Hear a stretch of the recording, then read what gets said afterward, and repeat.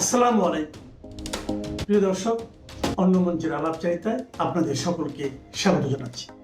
প্রিয় বন্ধুরা, প্রীতি, সালাম এবং শুভেচ্ছা নেবেন। সেনাবাহিনীতে আবার রদবদল হলো এবং গুরুত্বপূর্ণ অনেক পদে আবার নতুন মুখ এসেছে। কেন এত অল্প সময়ের মধ্যে তড়িঘড়ি করে এত রদবদল? এই রদবদলের পরবর্তী স্টেপ কি? তাহলে কি সেনাপ্রধান জেনারেল ওয়াকার খানের বিদায় আসন্ন?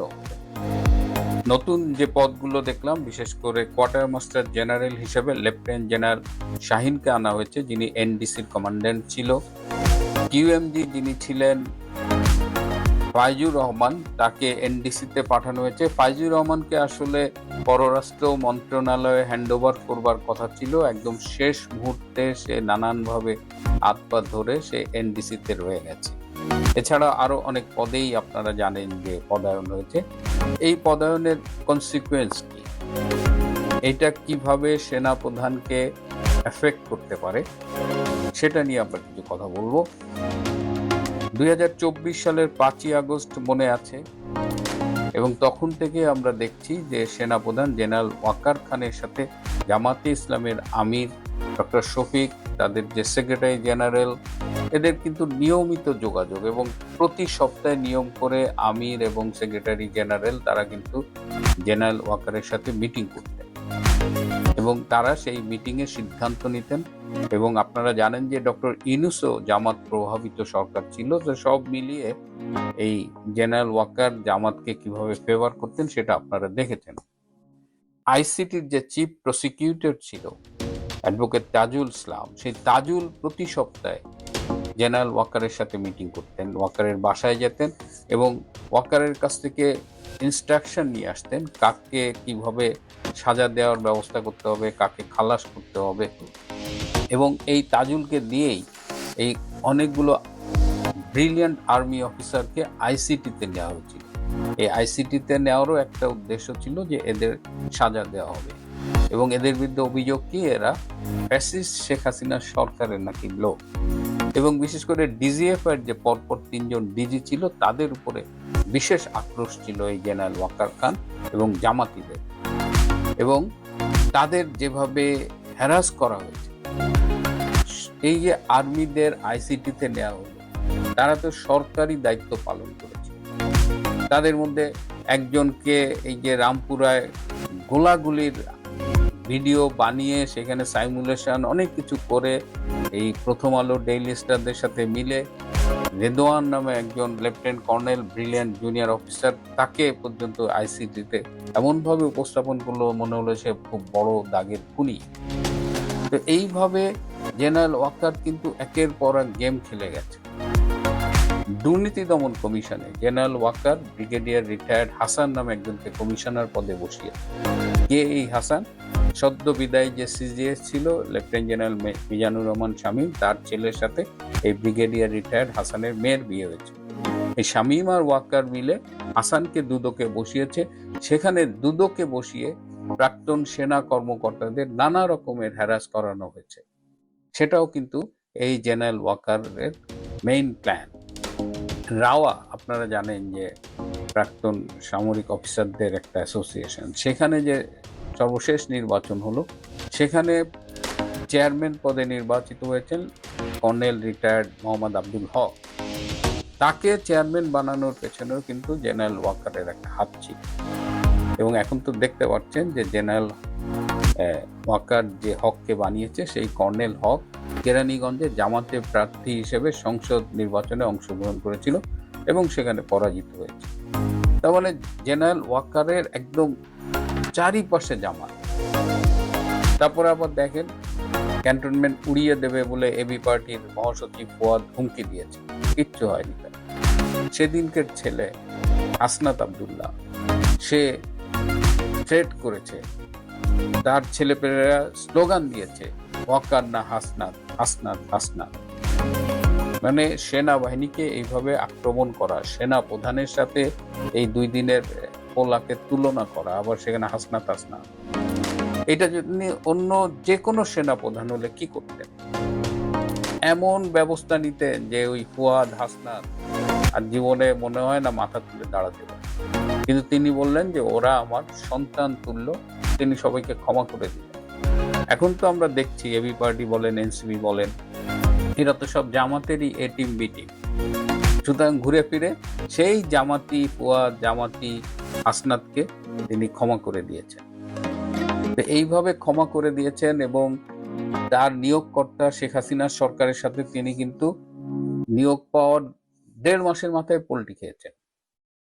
তারপরে তিনি জামাতের সাথে মিলে জামাতকে ক্ষমতায় আনার জন্য ডক্টর ইউনূস এবং তার প্রশাসন, উপদেষ্টা পরিষদের কয়েকজন সবাই একদম গুটি একদম ফাইনাল করে ফেলছিল যে জামাত ক্ষমতায় আসবে।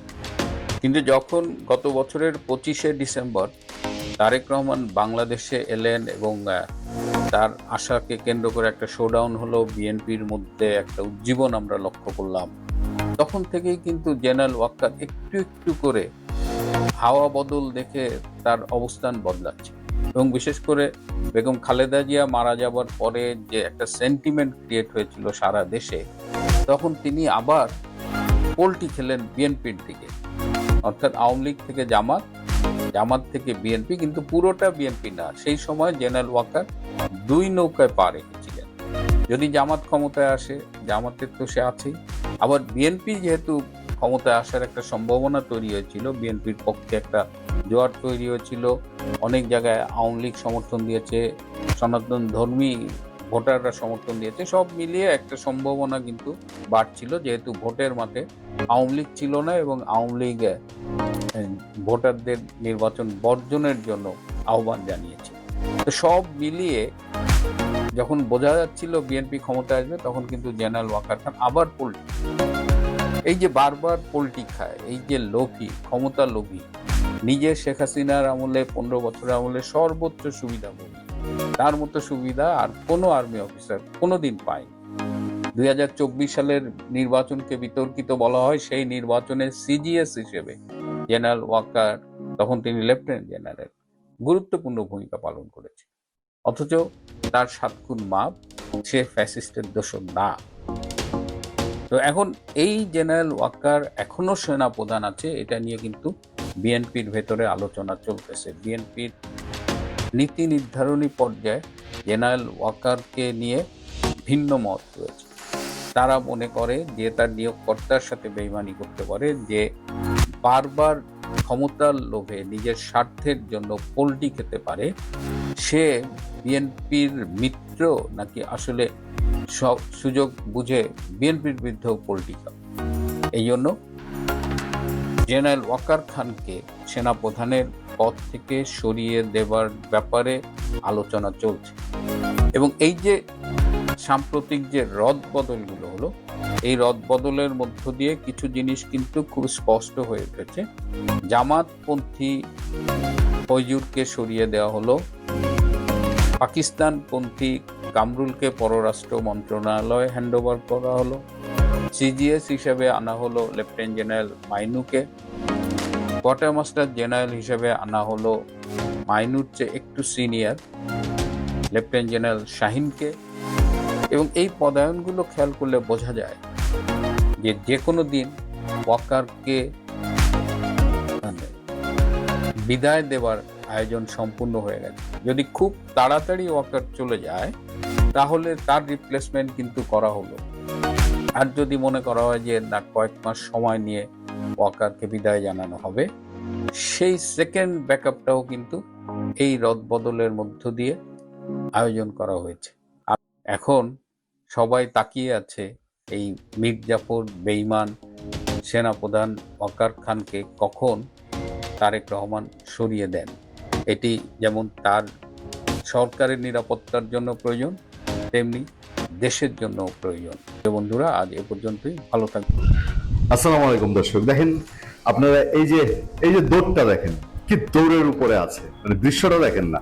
আরে এই বীর মহাবীর, হ্যাঁ, থানা জ্বালিয়ে দিয়েছে, হবিগঞ্জের বানিয়াচং থানা জ্বালিয়ে দিয়েছে, এসআই সন্তোষকে পুড়িয়ে মেরেছে, গাছে ঝুলিয়ে ফেলেছে। বেশি দিন না ভাই, এখনো 6 মাস হয় নাই। জানুয়ারির 2 তারিখ হবিগঞ্জ থানায় গিয়ে বসে সেই হুঙ্কার ছেড়েছিল। আর এই বীর পুরুষ এখন দেখেন লেজ গুটিয়ে আবার সেই থানার দিকেই ছুটছে।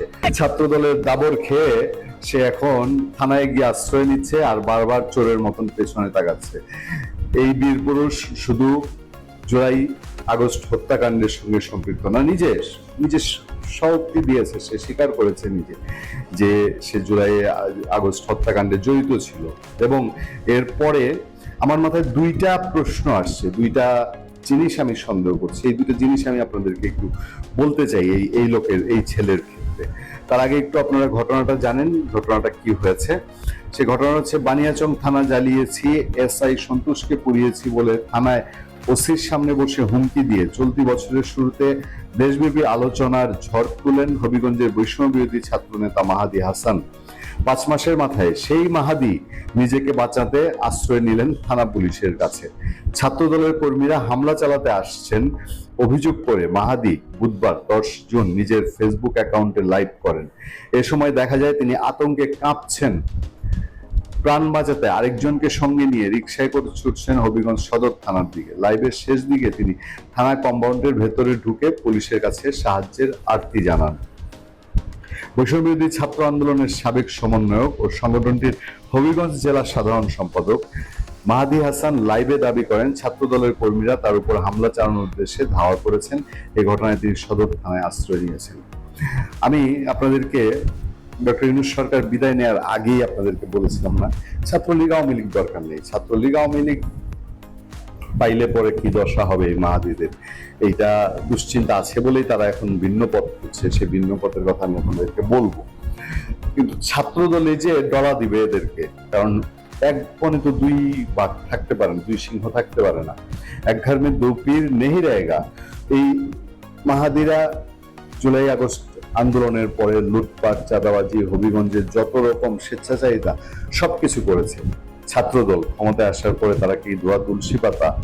ছাত্রদল কি কমিউনিস্ট পার্টি যে মাহাদিরা ছড়ি ঘুরাবে সেই ইউনূসের 18 মাসের মতো? না, ছাত্রদল চুপচাপ শুনবে?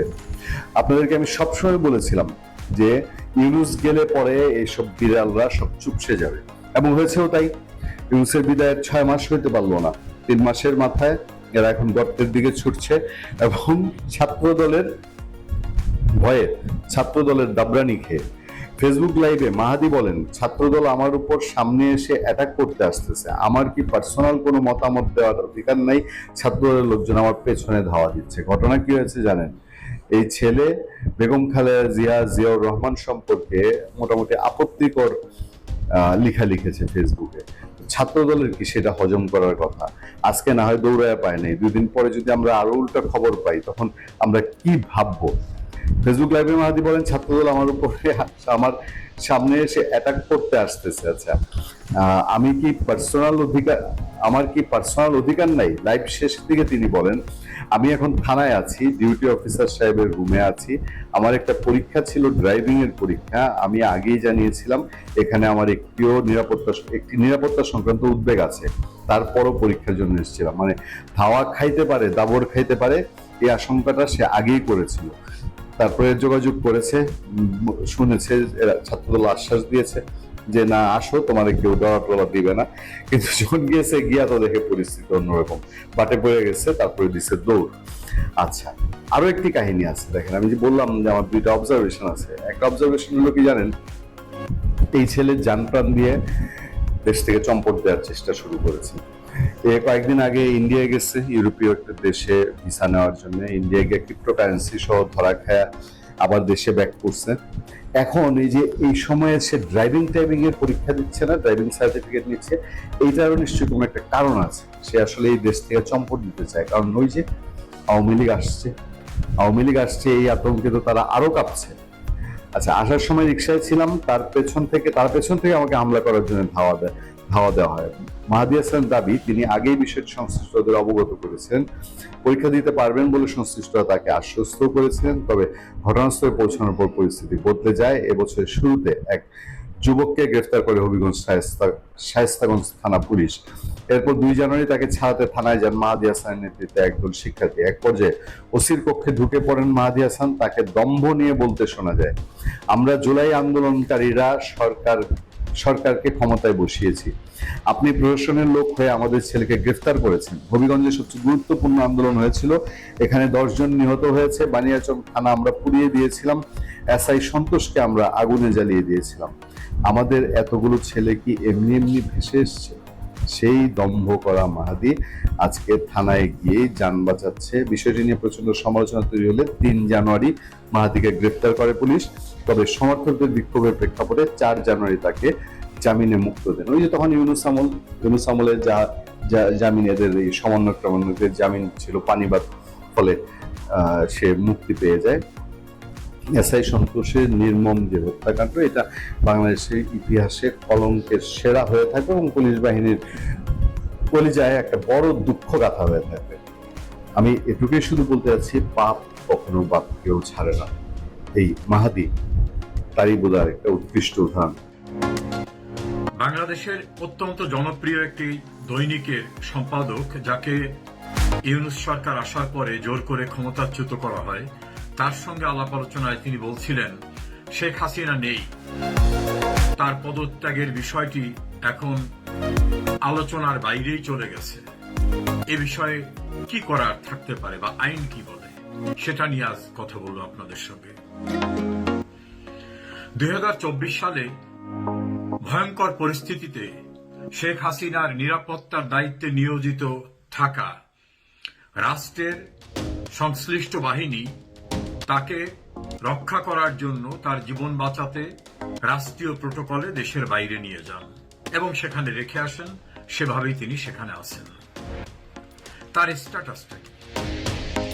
পরবর্তীতে ডক্টর মোহাম্মদ ইউনূস নামক এক ব্যক্তি প্রধান উপদেষ্টা হিসাবে দায়িত্ব গ্রহণ করেন এবং আরো কিছু উপদেষ্টারা বেশ কিছুদিন রাষ্ট্র বা সরকার পরিচালনা করেন। তাদের নেতৃত্বে একটা নির্বাচন হয়। সেই নির্বাচনে বর্তমান প্রধানমন্ত্রী তারেক রহমান এবং তার সরকার নির্বাচিত হয়ে ক্ষমতা গ্রহণ করে। বর্তমান পার্লামেন্ট ফাংশন করছে। আইনগত বিষয় নিয়ে আমরা কথা বলব। ওই সম্পাদক সাহেব অত্যন্ত জনপ্রিয় এবং পরিচিত মুখ। তিনি বললেন, এখন তো সরকার হয়ে গেছে, তাহলে এটা নিয়ে আলাপ আলোচনা বা আইনগত বিষয়ের আর কি অবকাশ আছে? আর কোনো কিছু অবশিষ্ট নাই, এমন ভাবে তার কথা বললেন এবং তিনি জানতে চাইলেন। আমি এই বিষয়টা নিয়ে একটু রিসার্চ করলাম। সেই রিসার্চ নিয়ে আজকে আপনাদের সঙ্গে কথা বলব। 1958 সালে আইয়ুব খান ইস্কেন্দার মির্জাকে ক্ষমতাচ্যুত করে তিনি সামরিক শাসক হয়ে যান। এটা নিয়ে মামলা হয়। সেই মামলায় তৎকালীন বিচারপতি মুনির রায় দিয়ে বললেন ডক্ট্রিন অফ নেসেসিটি, প্রয়োজনের তাগিদে তাকে ক্ষমতা দখল করতে হয়েছে বা ক্ষমতা নিতে হয়েছে, এটা প্রয়োজনের তাগিদে। এভাবে তিনি একটা ভ্যালিডিটি দিলেন ইস্কেন্দার মির্জাকে উচ্ছেদ করে আইয়ুবের ক্ষমতা দখল করাকে। এই বিষয়টি সামনে চলে আসলো পরবর্তীতে। বিচারপতি হামিদুর রহমান ইয়াহিয়া খানের ক্ষমতা দখলের বিষয়টি সংক্রান্ত মামলায় ফুল বেঞ্চ জাজমেন্ট দিলেন। জাজমেন্ট দিয়ে বললেন, আনকনস্টিটিউশনাল পারসন, অর্থাৎ সাংবিধানিকভাবে যিনি ক্ষমতা দখল করার এখতিয়ার সম্পন্ন ছিলেন না, এমন কোন ব্যক্তি যদি ক্ষমতা দখল করে, তাহলে সেটাকে ডক্ট্রিন অফ নেসেসিটি, অর্থাৎ প্রয়োজন ছিল এই কথা বলে ভ্যালিডিটি দেওয়ার কোনো সুযোগ নাই। অর্থাৎ সাংবিধানিকভাবে যিনি ক্ষমতা গ্রহণ করার জন্য এখতিয়ার সম্পন্ন ছিলেন না, তিনি এটা করতে পারেন না। তিনি ইয়াহিয়া খানের ক্ষমতা দখলকে অবৈধ শুধু না, ক্ষমতা দখল করার যে প্রক্রিয়া এবং বিষয়, সেটাকে অপরাধ হিসাবে গণ্য করে তার বিচারের জন্য সিদ্ধান্ত দিলেন। এই রায়টা হলো 1972 সনে রিপোর্টেড কেস। একইভাবে সিন্ধ হাইকোর্টের পাকিস্তানের সাবেক প্রধান বিচারপতি ইফতেখার মাহমুদের বিখ্যাত রায়, সেই রায়ে Pakistan federal court, Sindh high court bar association versus federal of Pakistan নামে পরিচিত এই মামলায় রায় দিয়ে বললেন, যার কোনো এখতিয়ারই ছিল না ক্ষমতা দখল করার, তিনি ক্ষমতা দখল করতে পারেন না। আর যদি তিনি করেন, তাকে কোনোভাবে ডক্ট্রিন অফ নেসেসিটি মানে প্রয়োজনের তাগিদে অনিবার্য ছিল এই অজুহাত দিয়ে হবে না।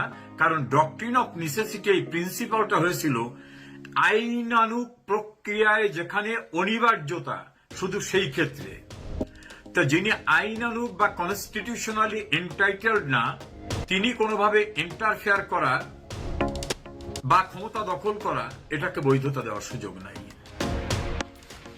তাহলে পাকিস্তানের আসমা জিলানির মামলায় এবং সিন্ধ হাইকোর্ট বার অ্যাসোসিয়েশনের মামলায় প্রধান বিচারপতি হামিদুর রহমান এবং পরবর্তীতে প্রধান বিচারপতি ইফতেখার জাজমেন্ট দিয়ে বললেন আইয়ুবকে বৈধ ঘোষণা করাটা যথার্থ ছিল না, সেটাকে রিভাইজ করে দিলেন। বাংলাদেশে বঙ্গবন্ধু হত্যার পরে ক্ষমতা দখল এবং তার পরবর্তী সকল কৃতকার্যকে বৈধতা দিয়ে সংবিধানের ৫ম সংশোধনী পাশ করা হয়েছিল জিয়াউর রহমান ক্ষমতায় থাকা অবস্থায়। জিয়াউর রহমানকে বৈধতা দেওয়ার জন্য জিয়াউর রহমান, মোস্তাক, বিচারপতি আবু সাদাত মোহাম্মদ সাইম এদেরকে এবং যারা বঙ্গবন্ধুকে খুন করেছিল তাদেরকে ৫ম সংশোধনী মামলায় আমাদের সুপ্রিম কোর্ট, বাংলাদেশের সুপ্রিম কোর্ট বলে দিলেন না, কোনোভাবেই এটাকে বৈধতা দেওয়া যাবে না। তারা সেটাকে অবৈধ ঘোষণা করলেন এবং এই জাতীয় তস্করের মতো দেশদ্রোহিতা নিয়ে যারা অবৈধ প্রক্রিয়ায় ক্ষমতা দখল করে এবং এ জাতীয় অন্যায় করে, সংবিধান লঙ্ঘন করে, তাদের বিচারের জন্য আইন প্রণয়ন করার কথা বলে দিলেন।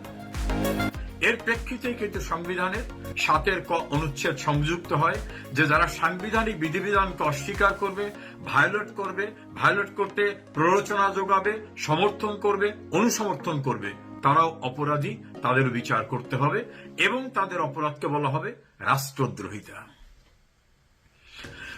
জেনারেল এরশাদ ক্ষমতা দখল করার পরে একই প্রক্রিয়ায় তিনি তার দখলকে বৈধতা দেওয়ার জন্য তার সংখ্যাগরিষ্ঠতার জোর দিয়ে তিনি সংসদে সংবিধানের ৭ম সংশোধনী আনলেন, পাশ করলেন।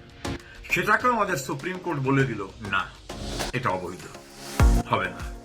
তাহলে পাকিস্তানে আইয়ুব খানের ক্ষমতা দখল, ইয়াহিয়া খানের ক্ষমতা দখল এবং অন্য আরো কতগুলি ঘটনা নিয়ে বিচারপতি হামিদুর রহমানের, বিচারপতি মুনিরের, বিচারপতি ইফতেখারের যে জাজমেন্টগুলো, কনসাইজ ডিসিশনটা হয় যে যিনি আইনসঙ্গতভাবে কিছু করার এখতিয়ার ছিলেন না, তিনি যদি কিছু করতে যান আইন ভায়োলেট করে, কনস্টিটিউশন ভায়োলেট করে, সেটাকে ডক্ট্রিন অফ নেসেসিটি মানে খুবই প্রয়োজন ছিল এই জন্য করেছেন তাই মাফ করা গেল, এটা বলা যাবে না।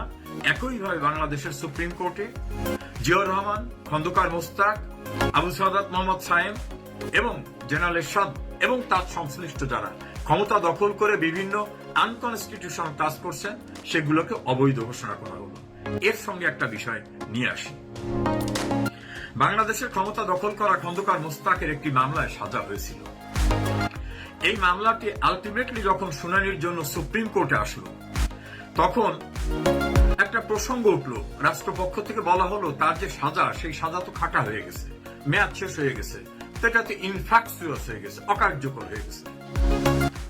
কোর্ট ডিসিশন দিল না, আমরা এই সাজাটা বৈধ ছিল কি অবৈধ ছিল সেটা আমরা বিচার করতে পারি। তারা একটা জাজমেন্ট দিলেন।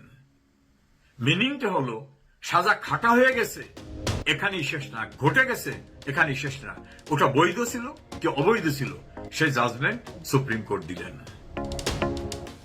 শেখ হাসিনা 2024-এর 5 আগস্ট রাষ্ট্রীয় নিরাপত্তা বাহিনীর তত্ত্বাবধানে প্রটোকল সহ দেশের বাইরে গেলেন।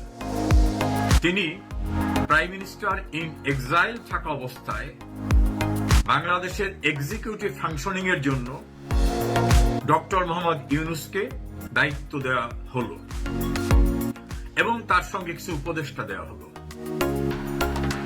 এই যে দেওয়াটা হলো, এইটা আমাদের যে সংবিধান, এই যে আমাদের দেশের সর্বোচ্চ আইনটা, এই আইনে কোথাও এরকম দেওয়ার কোনো সুযোগ নাই। ওই যে বললাম পাকিস্তানে আইয়ুব খানের মামলা, ইয়াহিয়া খানের মামলা এবং সিন্ধ হাইকোর্ট বার অ্যাসোসিয়েশনের মামলায় এবং আমাদের ৫ম সংশোধনী এবং ৭ম সংশোধনী মামলা এবং খন্দকার মোস্তাকের সাজা সংক্রান্ত মামলায় যে প্রিন্সিপালটা লেগ ডাউন হয়েছে তার আলোকে বলছি, সংবিধানে যেটা নাই সেটা দেওয়ার এখতিয়ার সুপ্রিম কোর্টেরও নাই, রাষ্ট্রপতিরও নাই। যদি দেয়া হয়ে থাকে এবং তারা দীর্ঘদিন ফাংশনও করেন, যেমন ইউনূস 18 মাস ফাংশন করেছেন, ইয়াহিয়া খান কিন্তু ফাংশন করেছিলেন, ফিল্ড মার্শাল মোহাম্মদ আইয়ুব খানও কিন্তু ফাংশন করেছিলেন, জিয়াউর রহমান কিন্তু ফাংশন করেছিলেন, এরশাদও ফাংশন করেছিলেন, আবু সাদাত মোহাম্মদ সায়েমও ফাংশন করেছিলেন। সমস্ত ক্ষমতা দখল এবং তাদের দায়িত্ব পালনের বিষয়টাকে আমাদের বাংলাদেশের সুপ্রিম কোর্ট এবং পাকিস্তান সুপ্রিম কোর্ট 1958 সালে, 72 সালে এবং বাংলাদেশে পরবর্তীতে অবৈধ ঘোষণা করেছে। Sheikh Hasina constitutionally legally elected prime minister, তার নির্বাচন নিয়ে বিতর্ক হতে পারে, আলোচনা হতে পারে, দ্যাট ইজ ডিফারেন্ট পার্ট। কিন্তু ইন ডিউ প্রসেস অর্থাৎ আইনানুগ প্রক্রিয়ায় সাংবিধানিক বিধান অনুসারে তিনি নির্বাচিত হয়ে আইনানুগ নিয়মে তিনি প্রধানমন্ত্রী হয়েছিলেন। তিনি পদত্যাগ করেন নাই।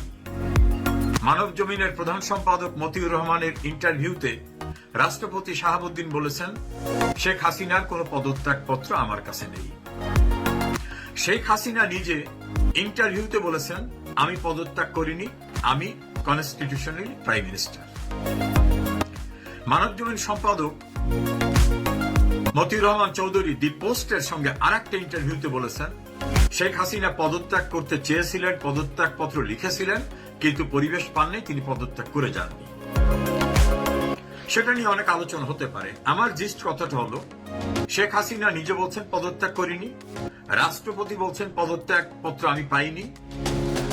অনুসন্ধানী সাংবাদিকতা নিয়ে মতিউর রহমান চৌধুরী বলছেন, শেখ হাসিনা পদত্যাগ করতে চেয়েছিলেন, লিখেছিলেন, পদত্যাগ পত্র দিয়ে যেতে পারেননি।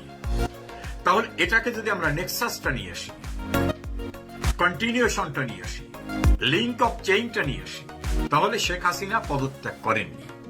তিনি যদি বিদেশে থাকেন তাহলে তার পরিবর্তে যদি কেউ দায়িত্বপ্রাপ্ত হন তিনি দায়িত্ব পালন করবেন, না হলে তিনি বিদেশে থাকা অবস্থায় দায়িত্ব পালন করতে পারেন কি পারেন না সেটা নিয়ে আলোচনা হবে। কারণ অনেক সরকার প্রধান বিদেশে অনেক দিন থাকেন, দ্যাট ডাজ নট মিন তার সরকার প্রধান পদ সিজ হয়ে গেছে। এখন শেখ হাসিনার যে টেনিউরটা ছিল, সেই টেনিউরটায় কনস্টিটিউশনালি তার স্ট্যাটাসটা কি? আমি যেটা বলছিলাম যে একজন বিখ্যাত সাংবাদিক এবং একটি অত্যন্ত জনপ্রিয় বাংলা দৈনিকের সম্পাদককে এ কথাটাই বলেছি যে আজ হোক কাল হোক এটা নির্ধারিত হবে, শেখ হাসিনার বৈধ নির্বাচিত হওয়ার বিষয়টিকে আনুষ্ঠানিকভাবে অর্থাৎ সংবিধানের 57 অনুচ্ছেদে যেখানে বলা হয়েছে প্রধানমন্ত্রীর সৎ পদ শূন্য হবে কখন, তিনি কোন সময় রাষ্ট্রপতির নিকট পদত্যাগ পত্র যদি প্রদান করেন, অথবা তিনি যদি সংসদ সদস্য না থাকেন, অথবা সংসদের সংখ্যাগরিষ্ঠ সদস্যদের সমর্থন হারাইলে প্রধানমন্ত্রীর পদত্যাগ করিবেন, কিংবা সংসদ ভাঙিয়ে দিবার জন্য লিখিতভাবে রাষ্ট্রপতিকে পরামর্শ প্রদান করিবেন, এবং অনুরূপ পরামর্শ প্রদান করিলে রাষ্ট্রপতি যদি সংসদ ভাঙিয়ে দেন, অর্থাৎ সংসদ ভেঙে দিতে হবে, তাও শেখ হাসিনার লিখিতভাবে রাষ্ট্রপতিকে অনুরোধ করতে হবে, অথবা শেখ হাসিনা কনফিডেন্স হারাবেন, অথবা তিনি সংসদ সদস্য পদ হারাবেন, অথবা তিনি রিজাইন দেবেন। এর বাইরে তার প্রধানমন্ত্রিত্ব পজিশনটা সিজ হওয়া বা শূন্য হওয়ার কোনো সুযোগ নাই। আমি একজন আইনের ছাত্র হিসাবে এবং পাকিস্তান সুপ্রিম কোর্টের বিখ্যাত 3 জন প্রধান বিচারপতি, বিচারপতি মুনির, বিচারপতি হামিদুর রহমান, বিচারপতি ইফতেখার মাহমুদ এবং বাংলাদেশের সুপ্রিম কোর্টের 3টি জাজমেন্টকালীন সময়ে 3 জন প্রধান বিচারপতির এই 6টি জাজমেন্টকে রেফার করলাম। তার নির্যাস হচ্ছে, তার মুদ্রা কথা হচ্ছে, যিনি কনস্টিটিউশনালি এন্টাইটেলড না, তিনি যদি ক্ষমতা দখলও করেন, তিনি যদি দীর্ঘদিন কাজ করেন, যেমন আইয়ুব খান করেছিল, ইয়াহিয়া খান করেছিল, আবু সাদাত মোহাম্মদ সাইম করেছিল, মোস্তাক করেছিল, জিয়াউর রহমান করেছিল, হোসেন মোহাম্মদ এরশাদ করেছিল, কোনোটাই ওটা বৈধতা আসবে না। তাদের দায়িত্ব গ্রহণ কোনোভাবে ডক্ট্রিন অফ নেসেসিটি যে প্রিন্সিপালটা, সেই প্রিন্সিপালে আসবে না। দোসর মামলায়, আসমা জিলানির মামলায়, সিন্ধ হাইকোর্টের মামলায়, বাংলাদেশের ৫ম সংশোধনী ৭ম সংশোধনীর মামলায় এগুলো ডিসাইডেড। এবং পৃথিবীর অন্যান্য দেশেও এই জাতীয় কোনো জাজমেন্ট নাই যে অবৈধ ক্ষমতা দখলকারীকে ডক্ট্রিন অফ নেসেসিটি দিয়ে বৈধতা দেওয়া যাবে বা ওই মেয়াদকে কোনোভাবে কন্ডোন করা যাবে, গ্রহণ করা যাবে, বৈধতা দেওয়া যাবে, এমন কোনো জাজমেন্ট নাই। যারা বিষয় সম্পর্কে আগ্রহী তারা দোসর মামলায়, আসমা জিলানির মামলা, সিন্ধ হাইকোর্ট বার অ্যাসোসিয়েশনের মামলা, বাংলাদেশের ৭ম সংশোধনী, ৫ম সংশোধনী এবং খন্দকার মোস্তাক সংক্রান্ত মামলার রায় পড়ে দেখতে পারেন। শেখ হাসিনার স্ট্যাটাস লিগালি, কনস্টিটিউশনালি যে পজিশনটা আমি কতগুলো জাজমেন্টের আলোকে বললাম, খতিয়ে দেখুন। আইনের ছাত্র হিসাবে আমি যে বিষয়গুলো উপস্থাপন করেছি সেটা আমার কথা নয়, সর্বোচ্চ আদালতের অসংখ্য মামলার রায়ের আলোকে অবৈধ ক্ষমতা দখলদারকে কোনোভাবে বৈধতা দেওয়ার কোনো সুযোগ নাই। এবং শেখ হাসিনার ভ্যালিডিটিতেও প্রশ্ন আসবে টুডে অর টুমরো। গতকাল একটা ফেসবুক পোস্টে লিখেছি যে যেই দেশে, যেখানে সার্জিস, হাসনাত, নাসির উদ্দিন পাটোয়ারির মতো আত্মঘাতী জঙ্গিরা দাবড়ে বেড়ায়, সেখানে বিদেশি বিনিয়োগ আসবে, এটা একমাত্র এই ধরনের দিবাস্বপ্ন গর্ধব ছাড়া আর কেউ কিন্তু দেখতে পারে না। আর বিএনপির আমলেও বিনিয়োগ হবে না, কারণ দেখেন বিএনপি ফিলোসফিক্যালি কতটা দেউলিয়া। বিএনপি ২০০১ থেকে ৬ সালে খালেদা জিয়া এই বিনিয়োগ বান্ধব পরিবেশ সৃষ্টি করার জন্য দায়িত্ব দিয়েছিল মাহমুদুর রহমান। চিন্তা করেন, মাহমুদুর রহমান হইল বাংলাদেশের ১ নম্বর জঙ্গি, এত বড়ই জঙ্গি যে বিএনপি সরকার এখন কিন্তু মাহমুদুর রহমানের সাথে একটা দূরত্ব বজায় রাখতে বাধ্য হচ্ছে। এই মাহমুদুর রহমানেরই কিন্তু আপনার গডসন এবং তার উত্তরাধিকার হইল এই সার্জিস, নাহিদ, হাসনাত, এগুলা। মাহমুদুর রহমান, ফরহাদ মজহার, পিনাকি, ইলিয়াস, এরা কিন্তু একটা ক্লিক হিসাবে কাজ করে, একটা ঘনিষ্ঠ আপনার জঙ্গিদের গডফাদার, সেট অফ গডফাদার্স আপনি বলতে পারেন। ভারতের পত্রিকায় এই সময় প্রকাশিত শেখ হাসিনার সাক্ষাৎকারের দ্বিতীয় অংশটি আজকে আমরা সবাই পড়েছি। শেখ হাসিনা আগে যে কথাগুলো বলেছিলেন সেগুলো পুনরায় নিশ্চয়ই স্পষ্ট করেছেন। আপনারা নিশ্চয়ই লক্ষ্য করেছেন একটা জিনিস, যে ২০২৪ জঙ্গি উত্থানের পর বাংলাদেশের রাষ্ট্র ক্ষমতা থেকে সরে যাওয়ার পর থেকে প্রধানমন্ত্রী শেখ হাসিনা এখন পর্যন্ত একটা কথা তিনি বলেননি যেটা অবান্তর ছিল, যেটা পরবর্তীতে তাকে সেই কথা থেকে সরে আসতে হয়েছিল। দ্বিতীয় অংশ থেকে আমি সবচেয়ে যে জিনিসটা পাই সেটা হলো প্রধানমন্ত্রী শেখ হাসিনার মানবিক গুণাবলী। সে বিষয়ে একটু আলোচনা করব এখানে। প্রশ্নকর্তা তাকে তার পদত্যাগপত্র নিয়ে প্রশ্ন করেছেন, সেটা প্রধানমন্ত্রী শেখ হাসিনা সুস্পষ্ট জানিয়ে দিয়েছেন। যা বলেছেন তার অর্থ হলো যে তিনি জঙ্গিদের আক্রমণের মুখে পদত্যাগপত্র লেখারও সময় পাননি। পদত্যাগপত্র লেখার সময় পেলেও প্রধানমন্ত্রী শেখ হাসিনা পদত্যাগপত্র লিখতেন, আমার সেটা মনে হয় না। কারণ এই শেখ হাসিনা ৫০-৬০ বছরের রাজনৈতিক জীবনের উত্তরাধিকার এবং রাজনৈতিক জীবনের অধিকার। এই অবস্থায় তিনি ভালো করেই জানেন যে পদত্যাগপত্রটি দেয়া ঠিক হবে না, ঠিক তিনি তাই করেছেন। তবে এখানে আমার একটা দুর্ভাগ্য হলো যে প্রশ্নকারীও যেটা করেছে, বাংলাদেশের এই যে মতিউর রহমান চৌধুরী বিড়ি খেয়ে ঠোঁট পুড়ে ফেলা একটা আবর্জনাকে নিয়ে আমাদের আলোচনা করতে হচ্ছে। এমনকি প্রধানমন্ত্রী শেখ হাসিনাকে এই বিষয়ে উত্তর দেয়া হচ্ছে, যে বলেছিল যে শেখ হাসিনা ৩ পৃষ্ঠার পদত্যাগপত্র লিখে সেটা উনি ভ্যানিটি ব্যাগে করে নিয়ে গেছেন। এটা নিয়ে বাংলাদেশে নানান হাস্য তামাশার সৃষ্টি হয়েছে।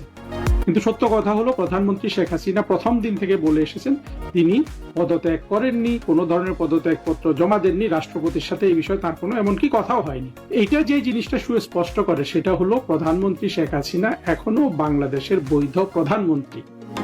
আর সেটাই স্বাভাবিক, বাংলাদেশে এর মধ্যে যা কিছু হয়ে গেছে, ২৪ জঙ্গি উত্থান তো আমরা জানি এটা একটা ষড়যন্ত্রমূলক সরকার পরিবর্তনের জন্য জঙ্গিরা হত্যাকাণ্ড চালিয়ে আপনার একেবারে বর্বরতা চালিয়ে ঢাকা শহরে মানুষকে নানান ধরনের অভিনয়ে প্রভাবিত করে রাস্তায় নামিয়ে তারা একটা ভয়াবহ কাণ্ড ঘটিয়েছিল। ষড়যন্ত্র করে যেটা করা হয়, অভিনয় করে মানুষকে যে জন্য নামানো হয়, সেটা কি গণ অভ্যুত্থান? সেটা গণ অভ্যুত্থান নয়, সেটা ষড়যন্ত্রই ছিল। এই ষড়যন্ত্র তো বৈধ কিছু নয়। যদি আমরা এই ষড়যন্ত্রকে বিচার করি, আমরা যদি ক্ষমতায় ফিরে আসি বা আমরা যদি বাংলাদেশেও প্রবেশ করি, তাহলে বিষয়টা কি দাঁড়াবে? বিষয়টা দাঁড়াবে যে এগুলা সব অবৈধ, ইউনূসের ক্ষমতা গ্রহণ অবৈধ, তারেক রহমানের ক্ষমতা গ্রহণ অবৈধ, সবকিছু কিন্তু অবৈধ হয়ে যায়। ফলে এই একাধিক অবৈধ কার্যক্রমের ফল হলো প্রধানমন্ত্রী শেখ হাসিনা এখনো বাংলাদেশের বৈধ প্রধানমন্ত্রী। আপনি প্রশ্ন করতে পারেন যে বাস্তবে কি সেই বাস্তবতা কি আছে? এইখানে অবশ্য আমি আপনার সাথে একটু একমত পোষণ করতে পারি।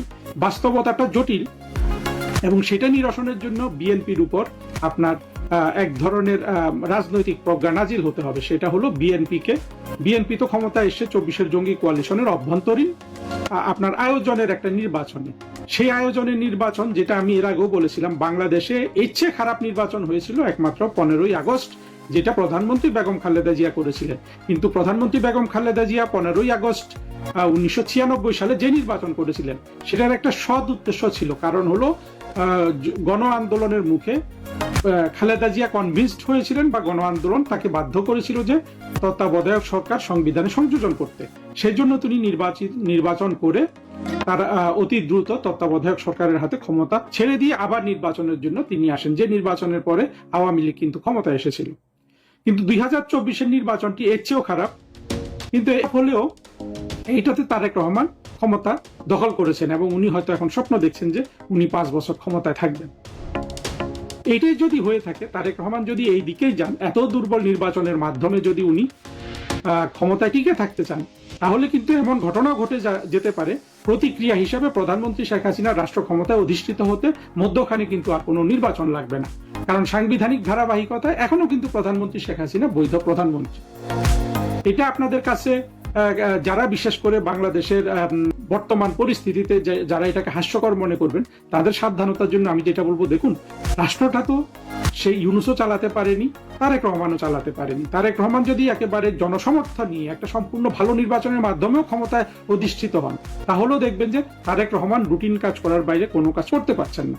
বাংলাদেশটা এমনই হয়ে গেছে, এটার একটা দুর্ভাগ্য হলো যে এখানে স্বাধীনতা বিরোধীরা ক্ষমতায় আসে, আবার এটা মানুষের কাছে এখন স্পষ্ট হয়ে গেছে যে একমাত্র স্বাধীনতার পক্ষের শক্তি আওয়ামী লীগ শেখ হাসিনার নেতৃত্বে বাংলাদেশের অর্থনৈতিক উন্নয়ন করতে পারে। এটা কিন্তু তারেক রহমান পারে না, ইউনূস পারেনি, আর এদের পারারও কথা নেই। আমি গতকাল একটা ফেসবুক পোস্টে লিখেছি যে যেই দেশে যেখানে সার্জিস, হাসনাত, নাসির উদ্দিন পাটোয়ারির মতো আত্মঘাতী জঙ্গিরা দাবড়ে বেড়ায়, সেখানে বিদেশি বিনিয়োগ আসবে, এটা একমাত্র এই ধরনের দিবাস্বপ্ন গর্ধব ছাড়া আর কেউ কিন্তু দেখতে পারে না।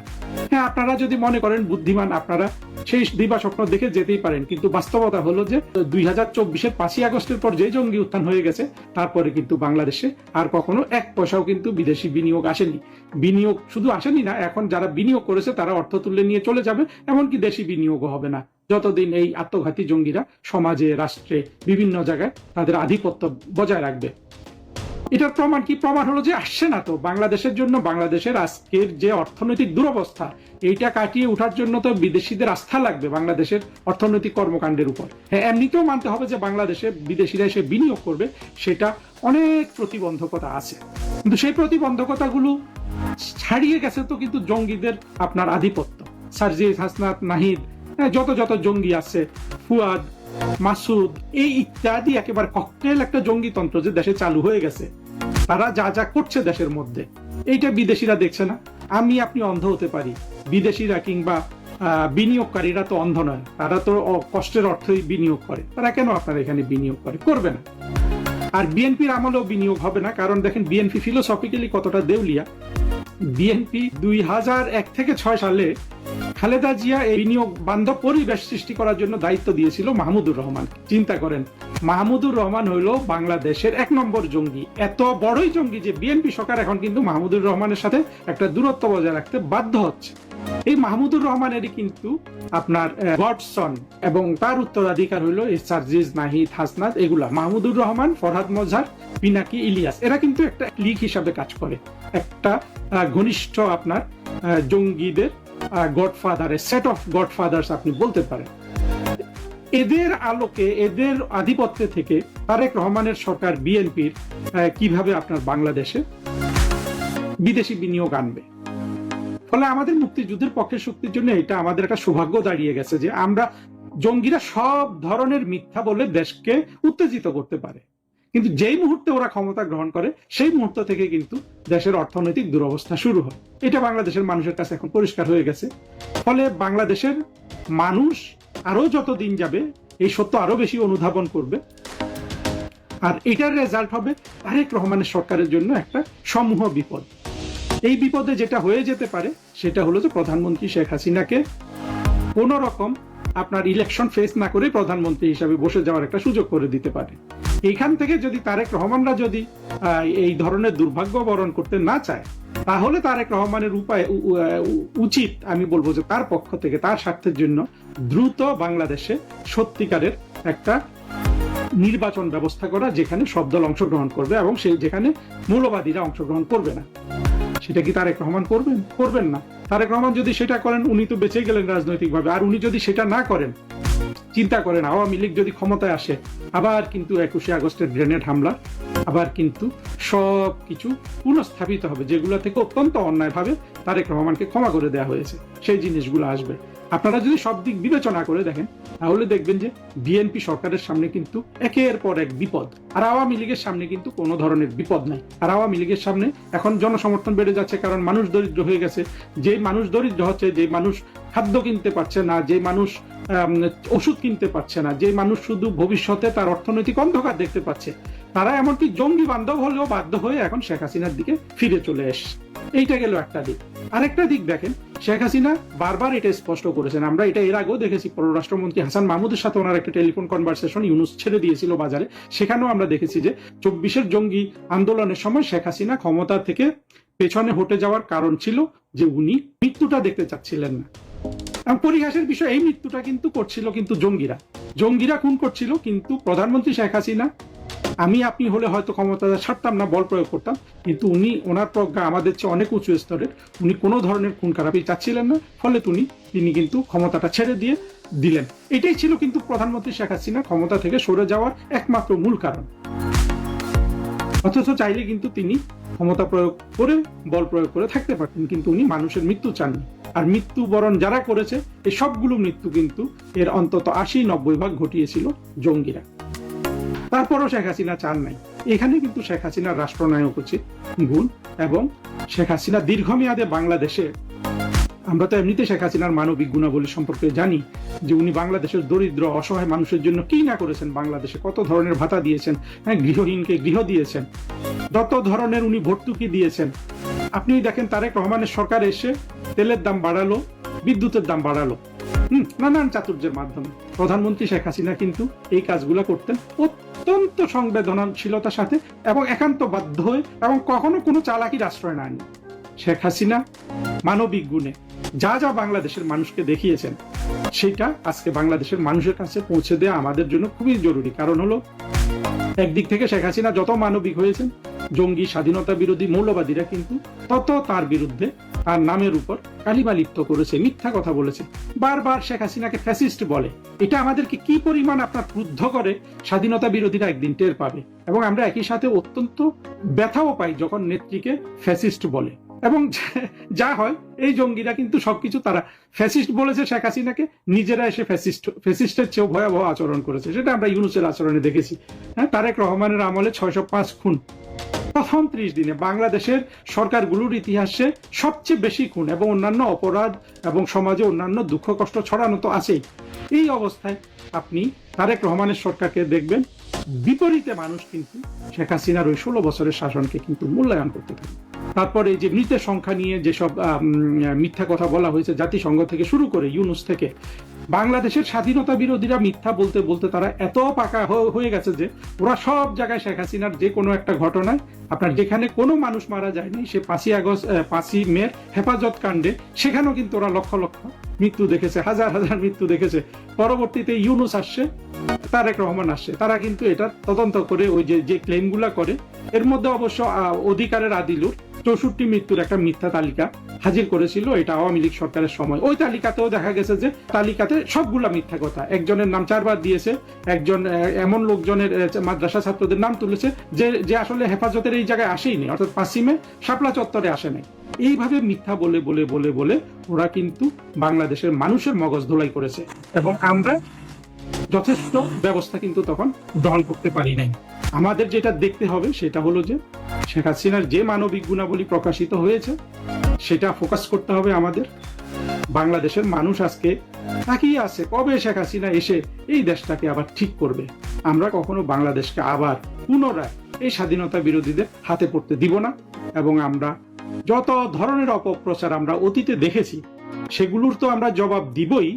পরবর্তীতে আর যাতে স্বাধীনতা বিরোধীরা, মৌলবাদীরা কোনোভাবে বাংলাদেশের বিরুদ্ধে, শেখ হাসিনার বিরুদ্ধে, আওয়ামী লীগের বিরুদ্ধে, বাংলাদেশের মুক্তিযুদ্ধের বিরুদ্ধে অপপ্রচার চালাতে না পারে, সেই জিনিসগুলোও কিন্তু আমরা পরিপূর্ণভাবে আপনার খেয়াল রাখি, এবং আর কখনো মৌলবাদীদের এই বাংলাদেশে সফল হতে আমরা দেখব না। দ্য মোমেন্ট দে থিঙ্ক তারিক রহমান ওদের পারপাস সার্ভ করবে না, তখন কিন্তু তারিক রহমানের বিরুদ্ধে কিন্তু তাদের শুরু হয়ে যাবে কনস্পিরেসি। আপনার আমেরিকান অ্যাম্বাসেডারের সাথে আপনার দাওয়াত হলেও, যেখানে চিফ গেস্ট হয় খুসরু সাহেব, সেখানে আমার প্রাইম মিনিস্টার রাত্রে ঘুরতে ঘুরতে ওইখানে চলে যায় ইউনূসের সাথে আলাপ করতে অ্যাম্বাসেডারের বাসায়। এইগুলি কি ঠিক? এই এগ্রিমেন্ট যেটা করেছেন, ব্যালেন্স অফ পেমেন্টস আমেরিকার পক্ষে চলে যাবে। এতদিন শেখ হাসিনার সময় তো ব্যালেন্স অফ পেমেন্ট আমাদের পক্ষে ছিল, আমেরিকার পক্ষে ছিল না ব্যালেন্স অফ পেমেন্ট।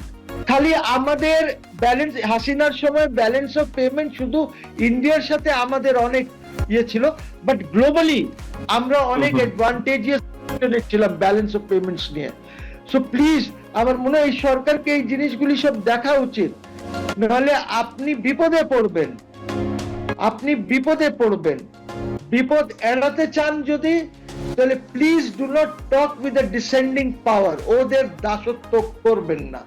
এই সরকার, এই বিরোধী দল, এই পার্লামেন্ট, এইটা পশ্চিমাদের ক্রিয়েট করা, ওরাই এইটাকে কনস্টিটিউট করেছেন। এইসব যে জিনিস চলছে, এইটা তো একটা বাংলাদেশকে একটা বিপদে ফেলছে, আর কিছু না। আপনি ইন্ডিয়াকে তো ইগনোর করতে পারবেন না, আপনি আওয়ামী লীগকে তো ইগনোর করতে পারবেন না। আপনি কি মনে করেন আওয়ামী লীগ বসে থাকবে? আওয়ামী লীগের যারা আছে বা লেফটিস্ট যারা আছে, সেকুলারিস্ট যারা আছে, ওরা বসে থাকবে? আমার মনে হয় যে এই সরকার, এই বিরোধী দল, এই পার্লামেন্ট, এইটা পশ্চিমাদের ক্রিয়েট করা, ওরাই এইটাকে কনস্টিটিউট করেছেন, কাজে তাদের তো আগ্রহ থাকবেই। আমি এই কারণে বলছি যে চীনকে মোকাবেলা করা বাংলাদেশে বসে, এইটা তো কোনো কথা হলো না। This is interference. এটা তো আমাদের ইন্টারনাল অ্যাফেয়ার্সের ইন্টারফিয়ারেন্স হবে যদি মার্কিন রাষ্ট্রদূত এই কথা বলেন যে আমরা এখানে চায়নাকে মোকাবেলা করব। বাংলাদেশ এখানে কোনো যুদ্ধ বা কোনো কিছু করার জন্য এই জায়গাটা তো আমরা দিতে পারি না। চায়না চায়নার জায়গায় থাকবে, আমেরিকা আমেরিকার জায়গায় থাকবে, কিন্তু যেহেতু দাসত্বের একটি চুক্তি আছে, আরো চুক্তি ওরা করতে চায় আমাদের সাথে, 2টা চুক্তি আরো করতে চায়। এইসব নিয়ে তারা তো জানে আমরা তো ওদের একটা কলোনি হয়ে গেছে, দাস ওদের। So why will they not interfere? কিন্তু আমি এক নাগরিক হিসাবে মনে করি যে এইটা হচ্ছে আমাদের অভ্যন্তরীণ বিষয় বা রাজনীতিতে হস্তক্ষেপ, এবং দিস মাস্ট বি স্টপড। যে কোনো রাষ্ট্র হোক, this must be stopped, because এইটা যদি আমরা এলাও করি, দেন কালকে অন্যরাও করবে না কেন? Why should others also not interfere? অন্যরাও করবে। আপনাকে মোকাবেলা, আমেরিকানসকে মোকাবেলা করার জন্য এইখানে হস্তক্ষেপ করবে অন্যরাও। So we have to be very careful. এবং যেহেতু আমার ফরেন মিনিস্টার হলো আমেরিকার দালাল, কাজে গভর্নমেন্টকে চিন্তা করা উচিত যে কতটুকুন তারা এই দালাল ফরেন মিনিস্টার রাখবে ওদের ক্যাবিনেটে, এবং এই যে অ্যাম্বাসেডরের হস্তক্ষেপ আছে এইটাকে তারা কি কোনো ডেকে ওনাকে ফরেন অফিস থেকে কোনো কিছু দেবে কিনা বা একটু শাসাবে কিনা। এখন not the dominant power of the world, আমাদেরকে বুঝতে হবে America is no more the dominant power of the world. এখন যখন আমরা কথা বলছি, এই মুহূর্তে যখন কথা বলছি, এখনো মিসাইলস লঞ্চ হচ্ছে আমেরিকান 5th ফ্লিটের উপরে। এই মুহূর্তে যখন কথা বলছি, ইটস নট দি ডমিনেন্ট পাওয়ার। এইটা এখন অনেক 3টা পাওয়ার আছে, এন্ড একটা আরো এসেন্ডিং পাওয়ার আমাদের ওয়েস্ট এশিয়ার মধ্যে বেরিয়ে আসতেছে, ইরান। তো বুঝতে হবে আমাদেরকে যে ফরেন পলিসি ওইভাবে ডিজাইন করতে হবে, আমাদেরকে আমাদের সিকিউরিটি পলিসি ওইভাবে ডিজাইন করতে হবে। বিকজ আজকে উনি খুব খুশি হচ্ছেন, কাল উনি যেভাবে ঘুরে বেড়াচ্ছেন, যেভাবে উনি সব কাজ করছেন, কালকে উনি এই সরকারের বিরুদ্ধে কোনো কনস্পিরেসি করবেন না, এইটার কি কোনো নিশ্চয়তা আছে? উনি হয়তো আজকে যারা অপোজিশনে আছেন তাদের পক্ষে হয়তো এই সরকারের বিরুদ্ধে কোনো কনস্পিরেসি হতে পারে। সেটা তো হওয়ার স্বাভাবিক। তাদের প্রয়োজনে যাকে যখন প্রয়োজন, মানে যাকে তারা টার্গেট করে তাদেরকেই ক্ষমতায় নিয়ে আসায়, এবং যারা বিরোধিতা করে তাদেরকে ক্ষমতা থেকে কি বলা যায়, এদিকে ছিটকে ফেলে দেয়। আমার প্রশ্ন হচ্ছে, আপনার এই বক্তব্যের মধ্যে দিয়ে 3টি প্রশ্ন এর মধ্যে দাঁড়িয়েছে। আপনি বলছেন যে ডক্টর খলিলকে কতক্ষণ স্পেস দিবে, কতক্ষণ রাখবে, 1 নম্বর। দ্বিতীয়ত হচ্ছে যে আমরা একটি যুক্তরাষ্ট্রের খেলার গ্রাউন্ডে পরিণত করতে পারি না, তারা যে চীনকে মোকাবেলা করবে এই ঘোষণা দিয়েই তো ব্রেন্ট ক্রিস্টেনসন এসেছিল। 3 নম্বর হচ্ছে যে তারা এই মার্কিন অ্যাম্বাসিডারকে ডেকে বাংলাদেশ সরকার শাসাবে কিনা। এই 3টে প্রশ্ন যে এর মধ্যে আপনার বক্তব্যের মধ্যে দিয়ে এসেছে, এর একটিও কি পজিটিভ হওয়ার সম্ভাবনা আছে? আদৌ তাকে শাসানোর ক্ষমতা বাংলাদেশ সরকারের আছে কিনা? খলিলকে এই মুহূর্তে ছড়াবে কিনা? অথবা বাংলাদেশকে চীনকে মোকাবেলা করার গ্রাউন্ডে পরিণত করতে দেব কিনা? প্রত্যেকটাই তো আমরা বলতে পারি না। আপনার কি মনে হয়? থিওরিটিক্যালি এইসব ক্ষমতা আছে গভর্নমেন্টের, কিন্তু গভর্নমেন্ট নিজেকে কত শক্তিশালী মনে করছে এটার উপরে ডিপেন্ড করবে সবকিছু।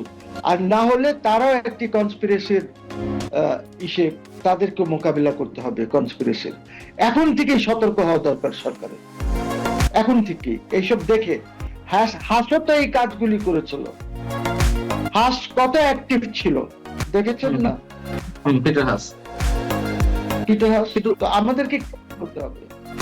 কিন্তু ডক্টর খলিল তো তার নিজের স্বার্থে, অনেকেই বলছেন আপনারা যে মার্কিন এজেন্ট হিসেবে তার সবকিছু নিজে হাসিল করে নিচ্ছে, ফায়দা হাসিল করছে, এবং তার এজেন্ট হিসেবে বাংলাদেশের যে স্বাধীনতার সার্বভৌমত্বের বিপরীতে যায়, হুমকির মুখে পড়ে, এমন সব সিদ্ধান্ত তো বাস্তবায়ন করেই যাচ্ছে, এবং সরকারের পররাষ্ট্রমন্ত্রী হিসেবেই তিনি সব করছেন। তাহলে বিএনপি তার দায় দায়িত্ব এড়াবে কিভাবে, অথবা বিএনপির কাছ থেকে আমরা কিভাবে আশা করবো যে এইসব এগুলো বিরোধী স্ট্যান্ড নেবে? বিএনপি তো দায়িত্ব এড়াতে পারবে না। তার কারণ হচ্ছে যে দাসত্ব চুক্তি যেটা আছে, এই চুক্তি তো বিএনপি কে বাতিল করা উচিত, কিন্তু তারা সাহস করছে না। ওই চুক্তির মধ্যে যে 32 পাতার চুক্তি যেটা আছে, এইটার মধ্যে তো প্রভিশন আছে যে কিভাবে বাতিল হবে চুক্তি, কিন্তু তারা তো কোনো কিছু করছে না বাতিল করার জন্য। খালি বাতিল না, তারা তো সংসদে ডিসকাসও করছে না ওই চুক্তিতে। It's high time that this should be discussed সংসদে, সবার সামনে কথা হওয়া উচিত। Let us see the debate. আমি তো সবসময় দেখি, আমার এখনো বাম দিকে ডিবেট চলছে, প্রাইম মিনিস্টারের কোয়েশ্চেন আর চলছে। সো কোয়েশ্চেন ইজ যে আমরা যদি নিজেরাই এই জায়গাটাকে একটি প্লেগ্রাউন্ড বানাই ফর বিগ পাওয়ার্স, তাহলে তো আমরা এগোতে পারবো না। আমাদের তো অবস্থা খুব খারাপ। We must understand, অর্থনৈতিকভাবে আমরা খুবই দুর্বল আছি। আমাদেরকে এগিয়ে যাওয়ার জন্য বা ডেভেলপ করার জন্য এখন যে অর্থনীতি আছে এটা চলবে না, নাম্বার ওয়ান। নাম্বার টু যেটা আছে, আপনার banks can't give credit to businessman. বিজনেসম্যানদের ক্রেডিটটা কমে এসেছে অনেক। আমি আরেকটু বিষয় জানতে চাই আমাদের পররাষ্ট্রনীতির জায়গা থেকে বা বৈদেশিক সম্পর্কের জায়গা থেকে। তুরস্কের ইনভলভমেন্ট আমরা সাম্প্রতিক সময় অনেক বেশি দেখছি, এবং তুরস্কের পররাষ্ট্রমন্ত্রী ঘুরে গেলেন, রোহিঙ্গাদের ওখানে গেলেন। তুরস্কের পররাষ্ট্রমন্ত্রীর সাথে এনসিপি থেকে শুরু করে জামাতে ইসলামী প্রত্যেক দলের একটি বৈঠক হলো তুরস্কের পররাষ্ট্রমন্ত্রী এসে তার সঙ্গে, এবং এখানে তারা সামরিক কারখানা গড়ে তুলতে সহযোগিতা করবে। বিহাইন্ড দ্য স্ক্রিন কি অন্য কিছু আছে? তুরস্ক, পাকিস্তান, যুক্তরাষ্ট্র জোট মিলে তারা, আমরা জানি যে তারা এখন একই সরল রেখায় অবস্থান করছে এই তিনটি দেশ, এবং এই তিনটি দেশ নিয়ে অনেক ধরনের কথাবার্তা রয়েছে। আপনি কি in as much as তুরস্ক is concerned, তুরস্ক একটি ইসলামিক বা ইসলামাইজেশন নিয়ে তারা কাজ করছে। এই কারণে বলি যে যখন ধরেন এবি পার্টি যখন ফর্ম হয়েছিল, তখন আমি ছবি দেখেছি ওনার, যিনি এখন সভাপতি আছেন, তখন জেনারেল সেক্রেটারি ছিলেন, উনি ছবি পোস্ট করেছেন। টার্কিতে এরদোগান ওনাকে হোস্ট করেছে, এরদোগানের পার্টি হেডকোয়ার্টার্সে হোস্ট করেছে এবং এরদোগানের সাথে দেখা করেছেন। সো এবি পার্টি তো is an offshoot of Jamaat, nothing but an offshoot of Jamaat. So এইটাতেই আমার মনে হয় যে তখন থেকেই যেহেতু এই জিনিসটি চলে আসছে, আমার মনে হয় টার্কি একটা ইন্টারেস্ট দেখাচ্ছে যে বাংলাদেশে ইসলামাইজেশন কিভাবে হতে পারে, ইসলামাইজেশন করার জন্য। আপনি যেমনটা বলছিলেন এবি পার্টি বিষয়ে, তাদের সাথে একটি সখ্যতা আমরা এনসিপি গঠনের সময় দেখেছি। এনসিপি নেতারা তুরস্কে যাওয়া আসা করছে, তুরস্কের একে পার্টি সহ, এরদোগানের একে পার্টি সহ বিভিন্ন দলের গঠনতন্ত্র নিয়ে তারা পর্যবেক্ষণ করছে, এবং সেই সব দলের আদলেই এনসিপির গঠনতন্ত্র গড়ে উঠেছে। জামাতে ইসলামী তো রয়েছেই, এবং পাকিস্তান তো তাদের ভাবাদর্শের অন্য জায়গায় রয়েছে এসব দলের। তো সেই জায়গা থেকে রাজনৈতিক ভাবে কোন ধরনের লক্ষ্য রয়েছে কিনা তুরস্কের? তুরস্কের এইখানে লক্ষ্য একটাই, যে কিভাবে ইসলামিক ফোর্সেস গুলিকে পাওয়ারে আনা যায়, এইটাই হলো ওদের লক্ষ্য। এর বাইরে ওদের আর কি লক্ষ্য থাকতে পারে এখানে? তারা তো আর ইন্ডিয়ার সাথে যুদ্ধ করতে আসবে না, তাদেরকে যুদ্ধ করতে হলে ওদিকে করতে হবে, ওয়েস্ট এশিয়াতে করতে হবে যদি করতে চায়। কিন্তু ভারত তো এই মুহূর্তে যুক্তরাষ্ট্রের ঘোর বিরোধী, তুরস্কের ঘোর বিরোধী, তাই না? পাকিস্তানের ইস্যুকে কেন্দ্র করে তারা, যে পাকিস্তানের সঙ্গে যুক্তরাষ্ট্রের কয়েকদিন আগে যেই একটা যুদ্ধাবস্থা তৈরি হলো, তারা তুরস্ক পাকিস্তানকে সাপোর্ট করেছে। সব মিলিয়ে ভূ রাজনৈতিক দিক থেকে আমরা ক্রমান্বয়ে জটিল থেকে জটিলতর অবস্থায় যাচ্ছি কিনা? জি, আমরা তো জাতিগতভাবে আমরা তো ইউনাইটেড না। আমরা যতক্ষণ পর্যন্ত ইউনাইটেড না হই, কেউ কিছু করতে পারবে না। তুরস্ক এত দূর থেকে এসে বাংলাদেশে কি করবে? খালি আপনার ব্রেন ওয়াশ করতে পারে, এই ছাড়া তো আর কিছু করতে পারবে না। It is very dangerous, it is very dangerous. Please remember, যদি ওইটা যদি শুরু হয়, তাহলে আপনার পাশে ইন্ডিয়া যে বসে আছে, ওদের জন্য একটা সমস্যা হবে। তাহলে ওদের জন্য যদি সমস্যা হয়, ওরা তো আমাদের উপরে চাওয়া হবে। আমরা তো ইন্ডিয়া এসে ডিফেন্ড করতে পারবো না নিজেকে। We do not have the ability, we do not have the capability. আমরা কিভাবে করব? তো এইসব যে জিনিস চলছে, এইটা তো একটা বাংলাদেশকে একটা বিপদে ফেলছে, আর কিছু না। আপনি ইন্ডিয়াকে তো ইগনোর করতে পারবেন না, আপনি আওয়ামী লীগকে তো ইগনোর করতে পারবেন না। আপনি কি মনে করেন আওয়ামী লীগ বসে থাকবে? আওয়ামী লীগের যারা আছে বা লেফটিস্ট যারা আছে, সেকুলারিস্ট যারা আছে, ওরা বসে থাকবে? ওরা তো বসে থাকবে না। দেশে বিশৃঙ্খলা হবে, দেশে সিভিল ওয়ার হবে।